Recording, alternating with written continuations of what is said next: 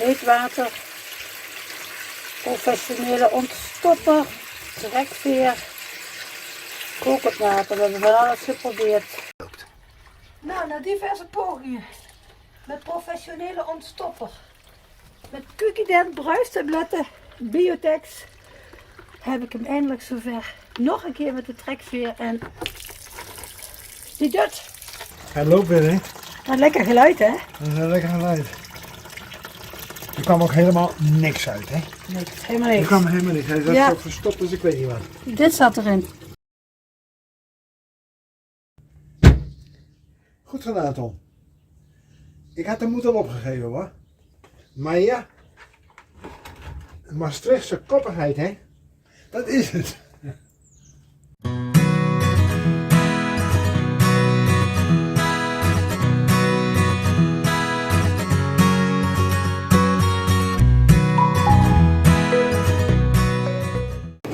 We gaan naar Hulst in Zeeuws-Vlaanderen en dat is echt een takkenetweg.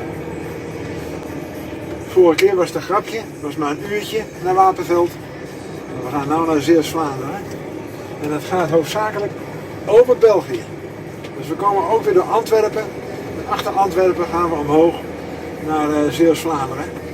Het is ongeveer 300 kilometer. Linksaf naar de Westingel. Ongeveer 300 kilometer, dus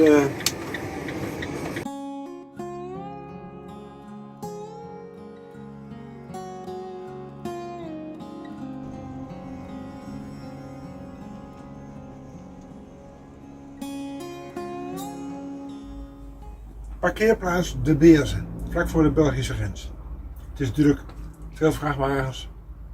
Ik ben benieuwd hoe het in Antwerpen gaat, we moeten er weer omheen. En daarna gaan we naar het noorden, naar Zeeuws-Vlaanderen. Hij zegt dat we er nog 1,5 uur over moeten doen. Dus, tijd voor lunch. Zodra de A21 vanuit Eindhoven moet invoegen op de A13 vanuit Luik, gaat het mis. Het is daarna tot aan de Kennedy-tunnel is het stoppen, stilstaan, zachtjes rijden. De vertraging is daardoor ongeveer 20 minuten.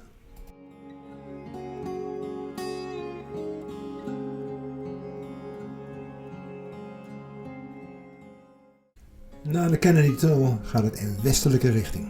Dit keer niet naar het zuiden, maar naar Zeeuws-Vlaanderen. En vlak voor de grens zie ik dit tankstation. Er staat een groot bord bij. Daar kun je nog goedkoop tanken. Misschien onthouden op de terugweg. Nog geen 2 euro. Onze camperplaats heet Hoeve Constance. In Patrijzenhoek, of all places. Er staan nog 2 andere campers. En we hebben prachtig weer. Tony heeft onmiddellijk contact met de eigenaresse, Samantha. En we hebben een hele mooie plek.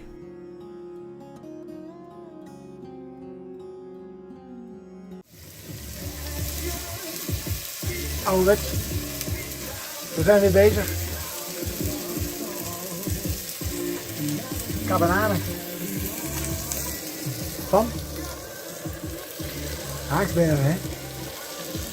2 minuten aan elke kant. Even aanbraden en daarna doorgaren. Of op zijn Deventers garen. 3, 4. 3 keer 4 is 12. De volgende dag, zaterdag 26 maart. Het weer is weer geweldig. De camperplaats staat nu behoorlijk vol. En we gaan fietsen in zuidelijke richting. En het eerste wat we tegenkomen is een natuurgebied. Groot Eiland heet het.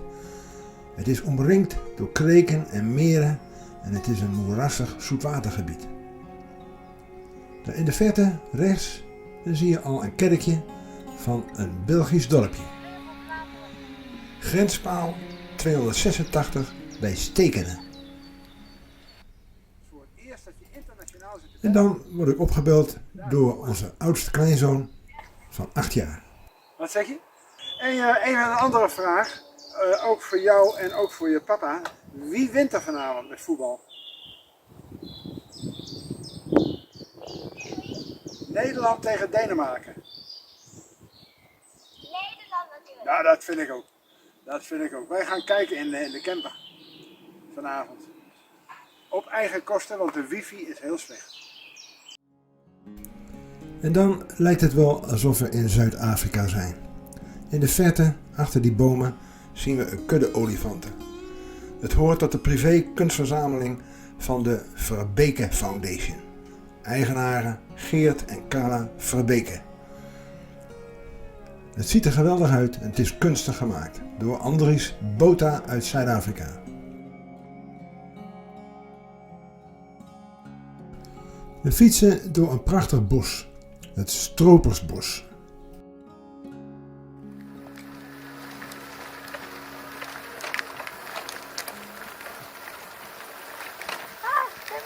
België, mooi hè Tom? Ja, het is echt ongelooflijk.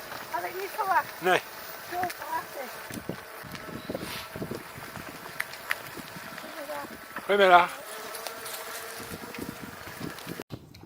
Dit is het zogenaamde Stropersbos. We zitten ook bijna op de grens met Nederland. Dit is België nog steeds, kun je zien aan de bomen.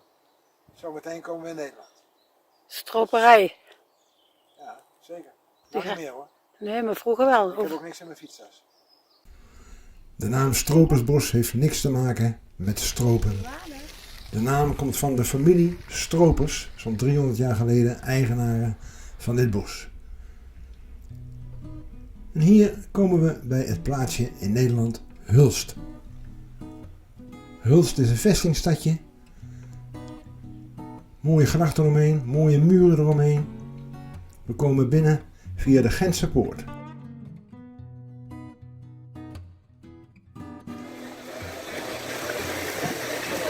Tussen de Zeeman en het Kruisvaart in erotische winkels. En Hulst.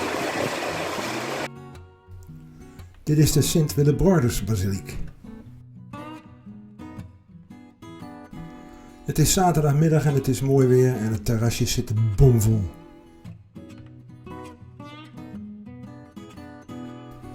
Dit is de Vos Reinaarde, duidelijk geen vrouwtje. En dit kunstwerk is gemaakt door Chris Verget als de Vos de passie preekt. Dit is het gemeentehuis.